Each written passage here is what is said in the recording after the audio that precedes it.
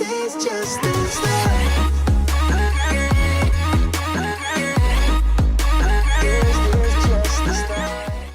Hey y'all, thanks for stopping by the obviously authentic channel. My name's Leah, that's spelled L-E-A and not L-E-A-H. And this is going to be my review for Beyond the Pole. This is season 2, episode 1 and 2. I don't really know if I'm gonna review this, but I spent 2 hours of my day watching these 2 new episodes on YouTube. And I don't know, y'all. I'm not feeling nobody on this cast, to be honest. I'm really not. I'm not. It's not giving what I thought it was going to give me. But I thought, let me do a review. I watched it. Why not, give my thoughts on what I saw? I watched the first season. But I remember watching the first season on YouTube as well. But I do know the first season got picked up by WeTV, but I didn't think it was going to come to, nothing else was going to come after it, because not a lot of people were, into it like that. It did introduce me to Coach Stormy, who I used to see all the time on, blog sites, and it was interesting, but the only 2 people that are from season 1 that are on this new season 2, is Angel Cake and Miss Dime. I don't know, y'all. I guess, like I said, I'm not vibing with nobody, and it's not giving what it's supposed to get. It's not giving me what I thought it was gonna give me, basically. But we gonna get into it, and we just gonna talk about it. And maybe if I do review it, it will probably only be a 2-episode review, like this one is, episodes 1 and 2. The next one would be 3 and 4. But yeah, that's if I don't know if people are interested in me reviewing it. I don't know. Y'all let me know in the comments below. So, it opens up, and this Beyond the Pole is filmed in Atlanta. They call it the Mecca of the strip clubs. And basically everyone's explaining that when, the panorama hit, everything shut down. So clubs got shut down. People who opened up new businesses got shut down. And this opening scene, we're introduced to Miss Dime and Angel Cake. So Miss Dime is 35 years old. She's a bartender, a business owner, and she's been dancing or had been dancing for 8 years. Basically, she wants to open up a trucking and logistics business, and her goal is to get, while she's back in the club, is to get $80K so she can buy a new 18-wheeler to start her business. She said when she was dancing, she was making $5K a night, and then now that she's a bartender, she makes $2,000 to $2,500 in tips. So then we have Angel K. She is 38 years old. She's a dancer. She's been dancing for 20 years. So that means she started dancing when she was 18. Pre-COVID, she said she was making between $1K to $2K a night. She's anxious about being back on the scene because she feels like everybody's sick with, the virus, and she don't want to get sick. She was doing esthetician work, but because of the everything going on, she had to shut down. I will say I was glad she said she makes excuses, because I remember last season, that's all she did. When everyone was trying to get her to leave the club, she always came up with excuses. But the thing about Angel K is Angel K is going to always get money because she's light skinned with big titties and a big butt. She's going to always get money because that's colorism, y'all. She gonna always get money. And she seems to be a nice lady, so she makes good money. And she was even saying that she's kind of nervous with receiving so much money because the clubs have opened back up. I guess she's making well over $1 to $2K a night, so it's pretty hard for her to leave dancing. But the thing about it is dancing is messing with her mentally and emotionally. She's she's losing friends over it because people are not really trying to be friends with a dancer. She's also saying that as a mom, it's affecting her. And then on top of that, in her dating life, it's affecting her as well. So she really wants to find something and stick with it and move on. My only thing with Angel K is last season, she was talking about leaving. This show ain't been on for I think 2 or 3 years. And you still there. So I'm did you just start your business with the esthetician work before COVID, because had you start your business 3 or 2 years you weren't on the scene, your job would have been like, you would have been putting in work. Like, people would have came to you. So hopefully, like, she finds like her niche, because you can tell that dancing does not make her feel good about herself. Like, she doesn't feel good when she dances. So hopefully she can find something that works for her. So then we're introduced to Empress. Empress is a house mother. She actually, Angel K had to like pay her out, because I guess they have to do a payout fee before they leave the club. And it was $250. At first I thought Empress was a light-skinned woman, but she a white lady. And I don't know about her, but she's a house mother. She works at two other she works at another strip club. So she works at two strip clubs. She been dancing for 21 years. And like, this is my thing. She says she's 35, but if she been dancing for 21 years, she started dancing at 14. I'm not saying she lying, because I have heard stories of people dancing at 15 and 16 and things of that nature. But she a hard 35. I think she fudging her age a little bit, but that's either here nor there. She got 6 kids. Her goal is to like build a ranch for her kids. Like, she has land, but she wants to have like use that ranch for her kids to live, and like she doesn't have to dance anymore. On top of that, she got a speakeasy in her garage, y'all. Like, she hooked up a bar and a pole in her garage. She spent $10K to hook up a pole in her garage and put a bar in her garage, which I was like, I don't know why you put this on the TV, because legally, I don't think you can have that. I don't think you can legally own and operate a bar in the comfort of your home, ma'am. But maybe she gets away with it because it's not like, she doesn't have to call it a bar. She calls it a tavern, but maybe that's like, she can get past it calling it a tavern and not a bar, because all she has to say is like, oh, these are my friends and they're over here, we're just having a good time. But I was like, it looked real dirty in there. She looked real dirty dancing on that pole. I was like, oh, good God. But she got 6 kids. Right now she having issues with her oldest son. He's 18 and he was like, he deuced out. He was like, I'm out here. But like, the daughter, her second oldest, is about to be 18. And I guess the daughter, the brother and sister are still in communication, but she don't have her son's number. So we see her in the scene asking her daughter, like, can you give me his number? Her response to her mom was like, he don't want to talk to you. I said, oh, you bold, girl. You a bold one. You is bold. So then we get to introduce to Treasure P and Yaya. At first, I didn't know who Treasure P was, but then it came back. Treasure P is the girl that got beat up in Jamaica by Diamond off of Dime off of Love and Hip Hop Atlanta, when they went on a Jamaica trip, and it was like at the all-white party, and she dragged Treasure across the floor. So Treasure is 28 years old. She been dancing, she said, I think on and off for 6 to 3 years. So I guess, no, for 6 years, but now she's been going back to dancing on and off for 3 years. She's a social media influencer, and she's 28. Then we meet Yaya. Yaya is 29. She's been dancing for 3 years, and she's also a social media influencer, and she's an esthetician as well.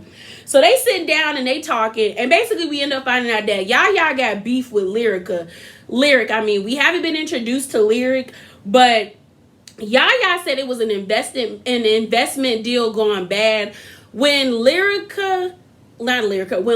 and Yaya are explaining what their investment was, it sounded like they was pushing weight, because neither one of them are explaining what what it legitimately was. It really sounds like either y'all were doing a pyramid scheme or y'all was moving weight, because Lyric said she does this thing called Boss B Empowerment. And she was like, we take these girls' money and let them make money as they sleeping. And you know, the scheme or the business model is mimic after the dudes that be moving weight in the streets. So are y'all moving weight? That I think they're moving weight. So basically something happened between Lyrica. I don't know why I keep calling this girl Lyrica. Lyric and Yaya, where something money got involved, but we later on find out more information at a tea party at Gigi's house. So we get to the ranch. So Empress invites everybody to her ranch. And that's when we meet Virgo. Virgo is 34. She's a business owner with her husband. And she's been dancing, or she had been dancing for 12 years. Then we meet Gigi. Gigi is 41. She's a podcast hoster. I think she's on Angela Yee's podcast, Lipstick Service. And then she had been dancing for 10 years. And then we finally meet Lyric. She's 30, an entrepreneur, and she has been dancing for 7 years.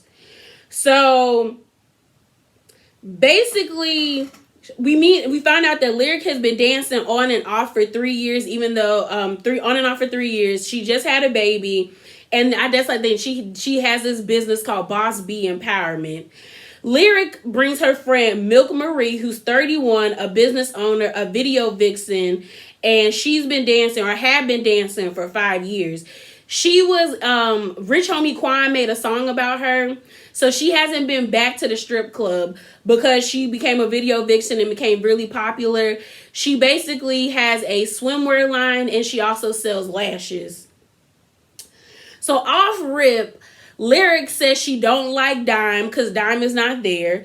She also says Dime has negative energy, and they do showcase Dime having negative energy. She said that Virgo's husband was a pimp because he still allows her to dance. Empress likes Miss Dime because Miss Dime stuck up for Empress. But yeah, they were having arguments back and forth on Zoom. I guess when the Panasonic was really happening, maybe they started filming and then they had to have Zoom arguments. So later on, we end up finding out that Empress is 14 weeks pregnant, y'all. And Angel asks, so are you going to stop smoking cigarettes while you're pregnant? Her response to Angel is, God got me and my kids. And I was with Milk Marie when she was in her confessional, like, God got you and your kids. That's when I was like, I don't fool with this lady, because you are no. And then she was like, her reasoning for smoking while she was pregnant is that out of all her 6 kids, she has been smoking and none of her kids came out with any ailments. But she's like, she only had one kid that to be born 8 weeks early, but he didn't have to be on no breathing pump or anything. So God got her. And on top of that, what society says about smoking, I don't believe in it. You're a dummy. You are a dummy and you are a negligent parent. And the fact that you willingly smoked on camera shows how much of a delusional, like how delusional you are. Why would you knowingly tell them that you're 14 weeks pregnant and then pop a cigarette in your mouth and just smoke in front of all those women? Then on top of that, the next scene, we see her putting hay. I guess it looked like a horse, like a hay, feeding the horses. She got she legit has a cigarette in her hand while she's holding her coffee as she FaceTimes Miss Dime to let her know about the girls talking about her.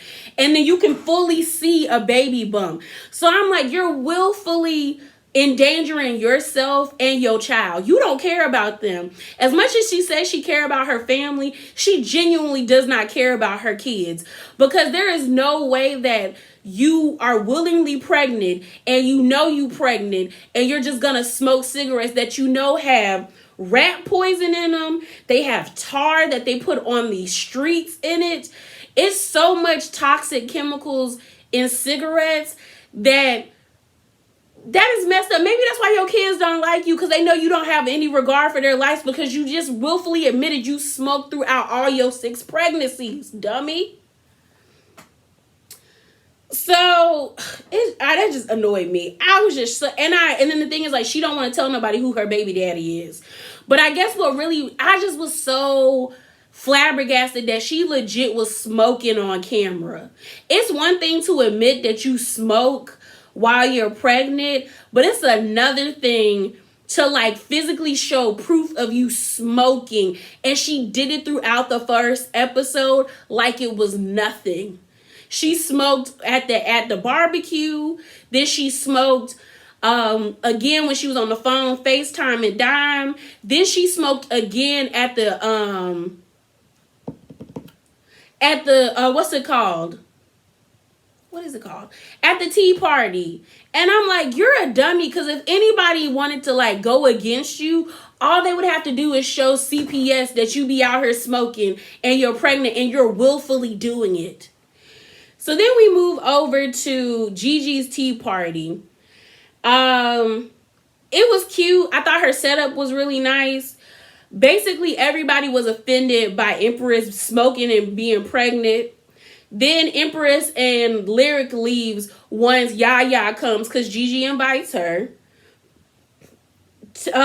Treasure P tells Yaya that Empress don't like her because Yaya is very abrasive, and so is Lyric. Lyric and Yaya are very abrasive women and very aggressive. Because Yaya has this thing where she keeps saying she's a nice person and she's sweet, but all you show people is venom. Same with Lyric. All Lyric does is show people venom. So basically, when they were doing the whole Zoom meeting kind of thing, Yaya called Empress a sugar mama, because I guess the guy that she's with is way younger than her and she was taking care of him. But now I don't think she's having his baby because it sounds like Treasure P said, well, he's locked up. And then Gigi came in and was like, no, girl, like, how could she have sex and have a baby with a locked up man? So Empress don't want nobody to know who her baby daddy is. So Lyric and Empress come back in after they had a little chit chat outside, and they sitting down, and they they come back in, and everyone moves to like the den area, and they're sitting on the chairs. Lyric is being passive aggressive. We see Ladybug, who is Gigi's dog, and Lyric makes a comment like, oh, she only like real bees. So then Treasure was like, oh, then she must like Yaya because she was all over Yaya. And then Lyric is like, it applies to everybody. Like, she just got real aggressive. So then what we end up finding out is that Yaya says that Lyric did some shady stuff with the money. Lyric with their business, because they were supposed to be going into business together. Lyric is mad at Yaya because when Lyric had her baby, she was going through postpartum and she was venting to Yaya on the phone, but Yaya didn't let her know that there was somebody else on the phone. It was a 3-way call. So Lyric just felt betrayed by that, but Lyric did not react in the most positive. Lyric was wrong for the way she reacted, because you're 30 years old and your immediate gut reaction was to get online and trash the girl, saying you don't F with her no more, when you have her phone number, when you could have called or showed up to her house if you so gutter and you so hood. But then things went left because Yaya calls Lyric the B word. So then Lyric is like, don't call me no B if we not friends. Like, if you my friend, yeah, you could call me B, but if you're not my friend, don't call me no B. So she stands up. So then Yaya stands up, and then I don't understand why Empress, who is 14 weeks pregnant, is trying to stop a fight between two women. And then you see a Milk's reaction like, no. So then they separated, and that was the end of episode 1. We're going to go over to episode 2.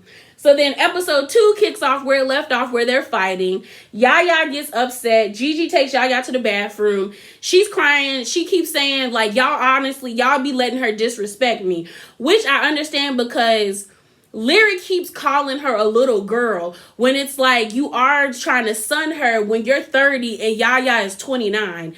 She's not a little girl. Like, you're trying to son her like you the big dog or the big OG, and she's just a worker, and you're mad because she's not taking that. But Yaya is aggressive. They're both just too aggressive and abrasive. So then it kicks off, and we get to see Virgo.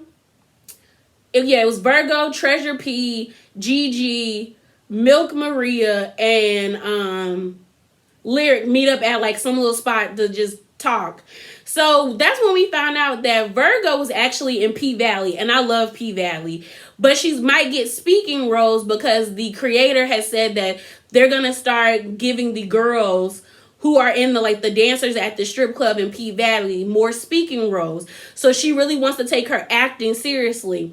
Virgo also has been married for 5.5 years to her husband. I think she called him DA, and they have a detailing car business called Customs Push. So, she seems pretty set. She seems pretty straight. So then when Lyric gets there, they start having a talk, and Lyric asks them like, what's the freakiest thing you ever did as a dancer? So she talks about somebody paying her $4K to get washed up and then do some 50 grades or something with her. And then Gigi was like, some man paid her like $5,000 to drink her pee. I was like, that's nasty. And he would just drink her pee at the bar. That is nasty. So things seem to be going. Lyric seems to be having some issues with her boyfriend Ty, and basically they're texting, and he's like, I didn't mean what I say. And then Lyric said, you went too far. And like the girls asked her like, is everything okay? And she's like, I'm just over it. So then we see Gigi and Lyric talk. And then we also see Angel and Virgo talk. So Angel and Virgo have a talk after Virgo has gotten off of FaceTime with Dime. Dime is very aggressive and abrasive as well, but in a negative way, because she often is saying like, these girls are beneath her, but you're still working in the same spot as them. And she's just really rough around the edges. So she basically calls Virgo's husband her sugar daddy. So Virgo is like, Virgo don't fool with her, but she tries to apologize. Like, Dime calls but doesn't apologize, and I don't like people like that. If you're gonna call me to have a conversation, the first thing Dime should have did was say, I'm sorry for disrespecting you. Not with this whole like, other people were coming at me. Nobody was coming at you. You were just being real disrespectful and rude and being mean. But they end up explaining like, that's the mentality at the strip club, is that girls get a mean girl rep. So they were like, you need to work on that. So Angel comes, and Angel even says like, Dime can be a mean girl. So then we see Gigi and Lyric. Basically, she talks about her postpartum and how she was in a really dark place, and how what she felt like Yaya did to her was real disrespectful. Then she brings up her man Ty. So Ty basically been messaging Dime on the low, or like trying to get with Dime. I don't know. And then while she was pregnant or like in the hospital, Ty was at the strip club. And then this is where I was like, why are you still talking about having a relationship with this man? Because he basically said that she deserved to get molested by her stepfather, or her mom's husband, basically her stepfather. And I was like, why he still in the house with you? Why is he still around you and your children? He need to be out, or you need to pack up all your stuff and go, because if anybody ever said that to me, you dead to me. She even said she was 9 years old when he would do that to her. And you gonna tell her that a 9-year-old deserved to be violated in that way? I was like, that's disgusting. And her talking about like, when he said that he didn't, no, he don't love you. He ain't never loved you. If he could say something that nasty and that malicious and that evil to you, to even tell you that you deserve to be hurt and violated and traumatized in such a way like that, that was messed up. That was messed. And he said that in front of her daughter. So I was like, oh girl, he got to go. He got to go. Then we see Dime and Dime talking to her daughter, Justice. Their relationship is weird to me. They're like friends, which is not a good thing. Like, if you're supposed to be mother and daughter, be mother and daughter. And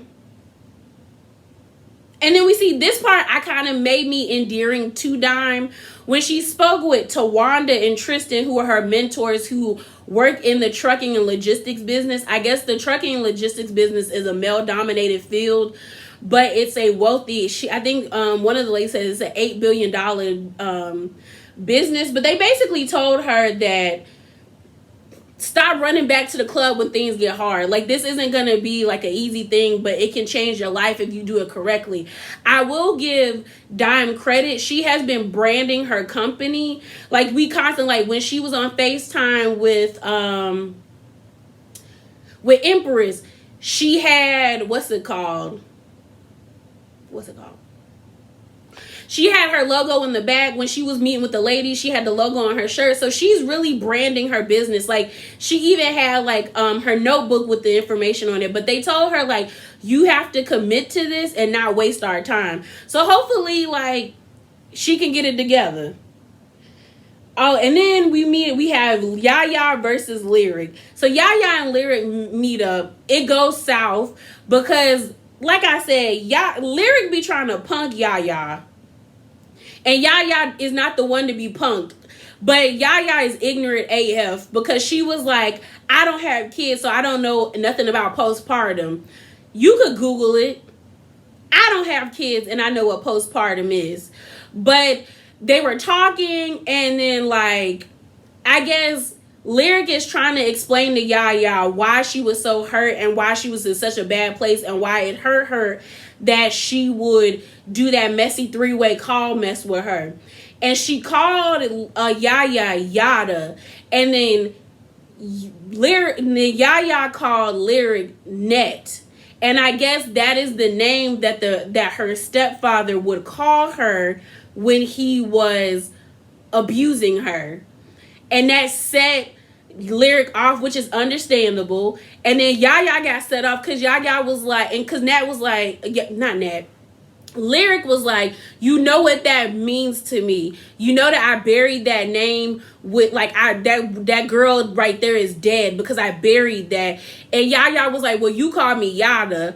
And then Lyric is like, well, people who call you Yada are your close friends and families. And she said, yes, close friends, and we're not that no more. So I called you that. And my thing is, like, was it a low blow? Yes. Like, calling for Yaya to call her by what that demonic nasty man did to, like, her abuser's name was garbage. It was wrong. But Lyric can't give that same energy to Yaya and not think that she gonna get it back. Like I keep telling y'all, people don't have barometers in them. Like, everybody does not have a barometer in them that tells them how low to go when they're arguing. So you can't be calling her names and she not call you names. Yes, was it hurtful and nasty and low down for her to call you by that name? It was.